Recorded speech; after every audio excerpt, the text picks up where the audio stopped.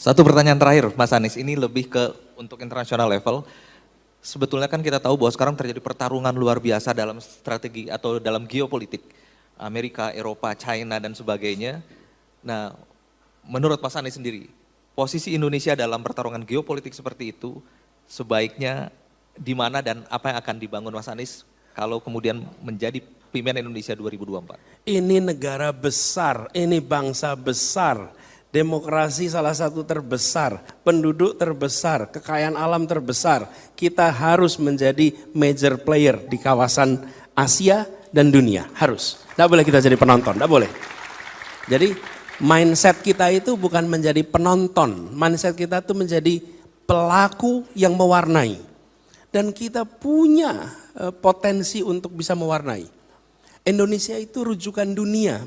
Bapak Ibu sekalian, teman-teman semua yang di sini, Indonesia ini dalam perjalanan sejak kita merdeka itu selalu menjadi negara rujukan.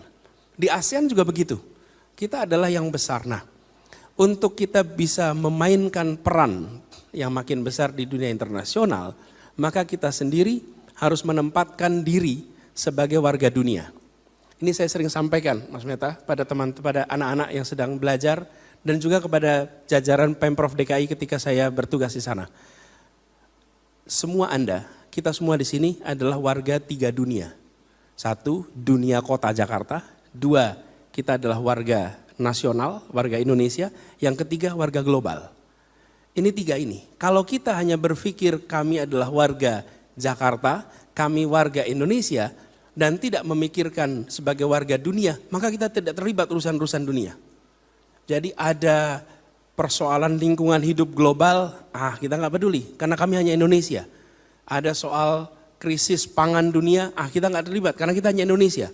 Ada soal kekerasan, ada soal perang, kita nggak terlibat. Kenapa? Kami hanya Indonesia. Nah, mindset ini harus dimiliki oleh kita.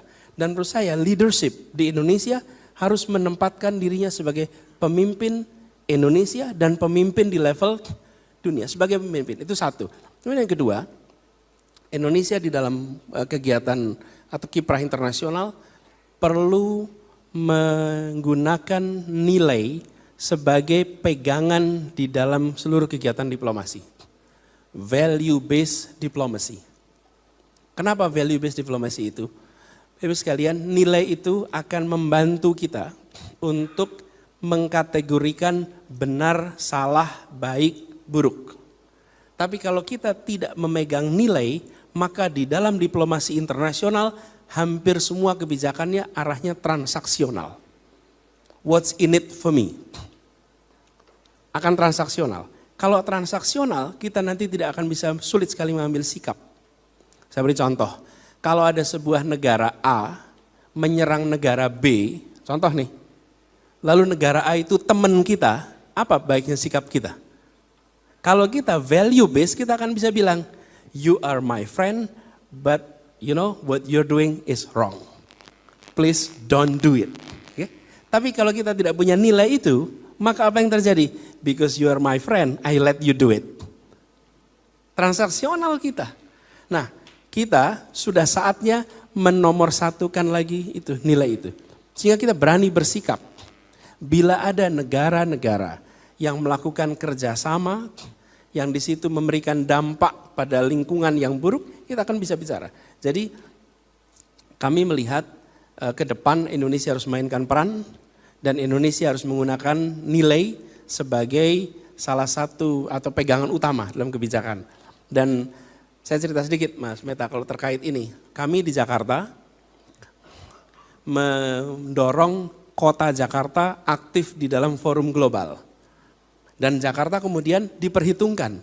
Jadi kami hadir di forum-forum global DKI, bukan hanya saya, tim DKI, itu bukan untuk belajar, tapi Jakarta hadir memberikan pengalamannya sebagai pelajaran bagi kota-kota besar lainnya di dunia. Jadi di dunia itu ada namanya C40, Asosiasi Kota Besar Dunia, asalnya 40 kota, penduduknya di atas 5 juta. Nah Jakarta ini kemudian menjadi leadership malah di situ. Jadi ketuanya adalah wali kota London, wakilnya gubernur Jakarta, dan gubernur Tokyo. Sehingga kita hadir bukan sebagai penonton, tapi kita hadir menjadi partisipan aktif dan mewarnai. Kami berharap Indonesia ke depan berada di gelanggang dunia bukan sebagai penonton, tapi kita hadir sebagai yang mewarnai arah perkembangan global di masa depan. Luar biasa Pak Anies. Terima kasih atas jawaban-jawaban dan perspektif yang diberikan. Tentu masih banyak yang ingin saya tanyakan. Floor juga tentu ingin banyak bertanya, cuma karena waktu kita tidak bisa lebih panjang lagi. Di sini sudah hadir Pak Tony Menas.